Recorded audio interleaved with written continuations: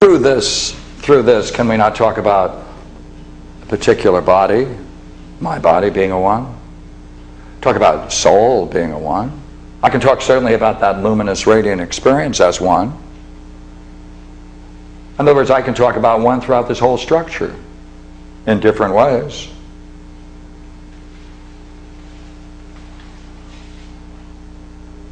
Wait a minute. Here we make the biggest jump, and it is the step into philosophy. It's a very curious step.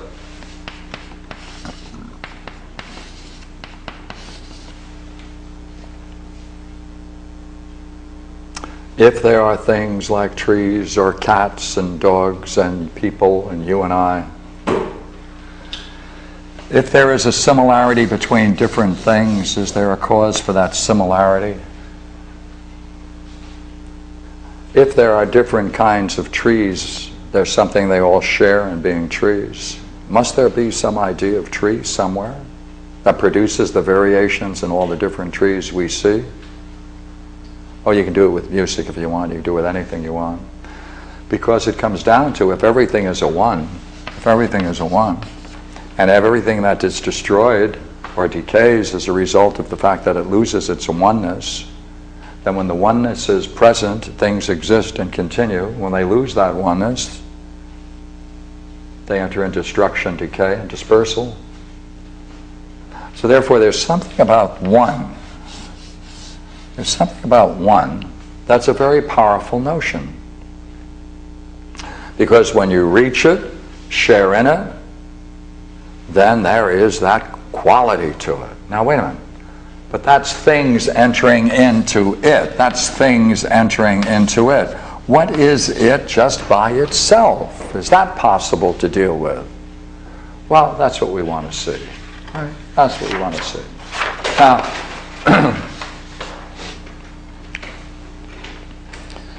for Plotinus, and he's a beautiful writer, he says, by such reflections, whatever it is you experience, you must simply say, that's not it. Whatever you experience has a beginning, middle, and end, has a definable part, has a structure, has many things, but you're not close to what is it that's experiencing it. So therefore, you can't identify with anything. You don't want to identify anything. You want to let things be the way they are. Pull back from it. Not even pull back from it. You don't even need that. It's not it. And so, the way he talks about it, however it is, he says we have to reach the point where we renounce everything else. Renounce everything. And then simply rest in it alone. All we need is the impulse, the desire to be free of anything other than it. And this is the great moment which is, I think, captured most beautifully by saying, you have to drop it all. You have to drop it. Just drop it. There isn't any technique. There isn't any yoga. There isn't any preparation. You can't anticipate it. It's just dropping it. And when that's possible, what happens? You're there. It's free. So to embrace the real object of its love with its entire being, that no part of it does not touch the one, that's the goal. Notice the language again. The language is a language of love. It's the only language capable of really understanding philosophy. See? So to embrace the real object, right? To embrace the real object of its love with its entire being, such that no part of it does not touch the one, it's the one. Notice the language. Now, the curious thing, therefore, in this work on Plotinus, on the good and the one, remember when I first got to it, I was eager to find out all about the one, the good. And you know what he did? He did what I'm doing tonight. I'm not talking about it all, I'm just talking around it. That's right, that's all he can do. And that's strange, isn't it? No. No, it isn't. It's accurate. Isn't it? It's accurate. Sure. Because there isn't anything apart from the one. To be it all is to be one. But see, that makes it the thing. But it's more than that.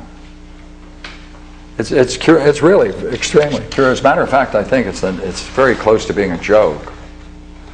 There's nothing that isn't a one. And in a very real sense, well, like right now, the one is talking. Thank goodness that I don't have to worry about it. But, pardon me? Louder? Chewing gum. It is chewing gum. Well, here, I want to. Okay.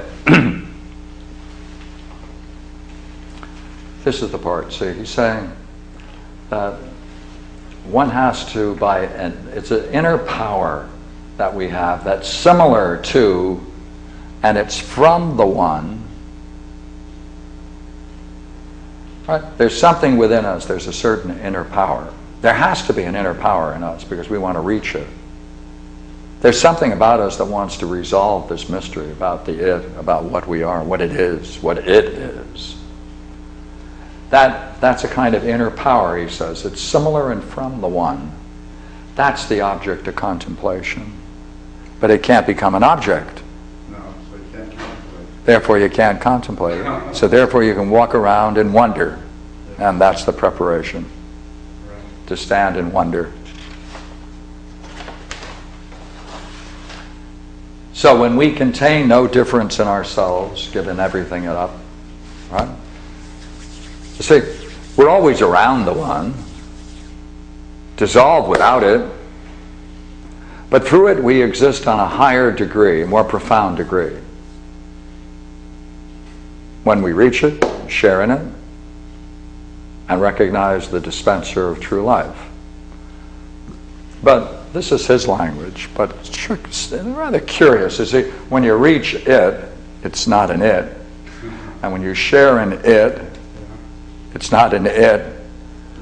But we have to talk about it, and so we have to be careful about it, because we don't want to violate its integrity, and we just did. You can't reach for it either. But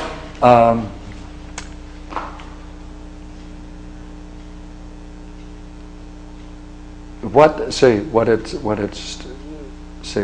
doing, that this dialogue is doing. See if I can make it clear now.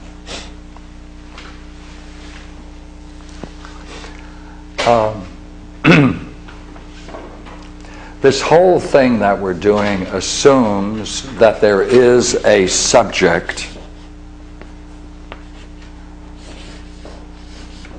the I, or the self, that can identify with it,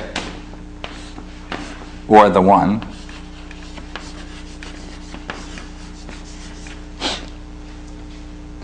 and that's just what has to be rejected.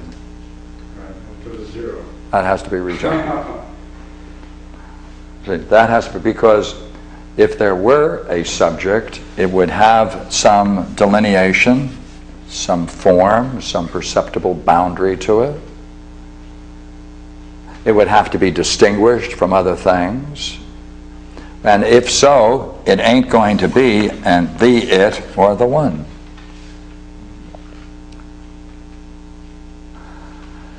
So then that